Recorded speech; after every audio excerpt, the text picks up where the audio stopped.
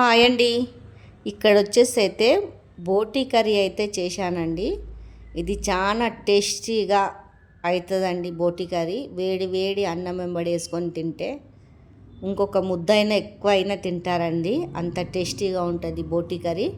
దీని ప్రాసెస్ ఎలా చేశానో చూపిస్తానండి, చూసేయండి. ఫుల్ వీడియో అయితే మొత్తం చూడండి ఎలా చేశానో.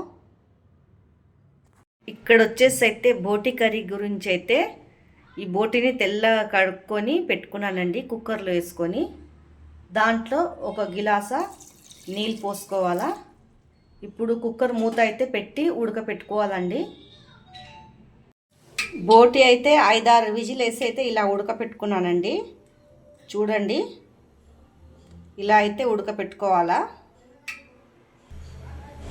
ఉల్లిగడ్డలు అయితే వేసుకుంటున్నానండి. బగోనాలో అయితే నూనె పోసుకున్నాను.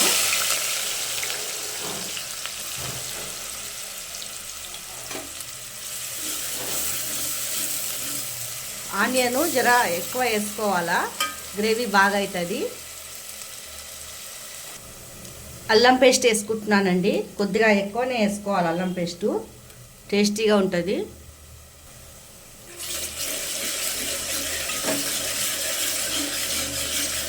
పచ్చి వాసన పోయే వరకు ఎంపుకోవాలా. ఇట్లా ఆనియన్ అయితే రెడ్గా అయిపోవాలండి. పచ్చి పచ్చిగా అయితే ఆనియన్ ఉండొద్దు. పసుపు వేసుకుంటున్నాను. జర పసుపు ఎక్కువనే వేస్తున్నానండి, ఎందుకంటే నీసు వాసన రాకుండా. కారం కూడా కొద్దిగా ఎక్కువ వేస్తున్నాను. బోటీలో కొంచెం కారం ఉంటేనే బాగుంటుంది. ఈ మసాలాలు కూడా మంచిగా కొంచెం వేగనీయాలా.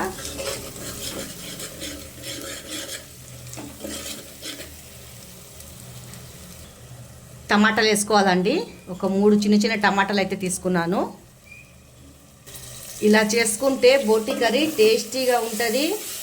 ఎటువంటి వాసన రాకుండా చాలా బాగుంటుందండి. చాలా మంది అయితే స్మెల్ వస్తుందని తినరు. ఇలా చేసుకుంటే అయితే స్మెల్ అయితే ఏం రాదండి, మంచిగా తినొచ్చు. సాల్ట్ వేసుకోవాలి మన రుచికి సరిపోయేంత. కరివేపాకు వేసుకుంటున్నానండి.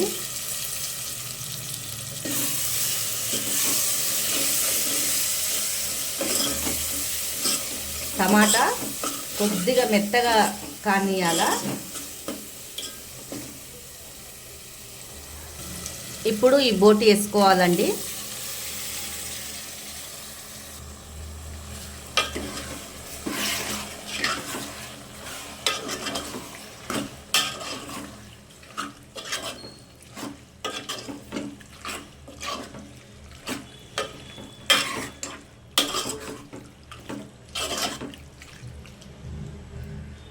జర్రసేపు ఏగనీయాల, ఉప్పు కారం పట్టేలాగా. నేను ఈ ఉడకపెట్టిన నీళ్ళు అయితే పోసుకుంటున్నానండి. ఆ నీళ్ళు అయితే పారేయొద్దు, అదే నీళ్ళు పోసుకోవాలా.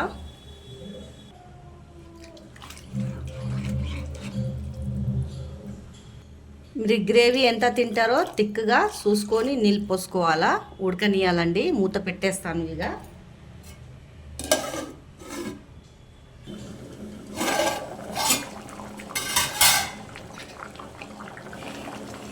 చూడండి, ఇలా ఉడకేయాలా. మీరు గ్రేవీ ఎంత తింటారో చూసుకోవాలండి. దగ్గరికి కావాలంటే దగ్గరికి చేసుకోవచ్చు. గ్రేవీ ఉండాలంటే గ్రేవీ కూడా పెట్టుకోవచ్చు. నేనైతే చికెన్ మసాలా, మటన్ మసాలా అయితే వేసేస్తున్నాను.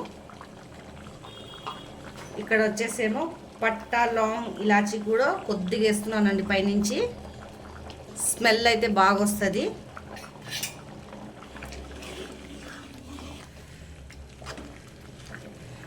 ఇప్పుడైతే నేనైతే ఇది దగ్గరికి అయితే చేస్తానండి. జరసేపు ఇంకా ఉడకనిస్తాను.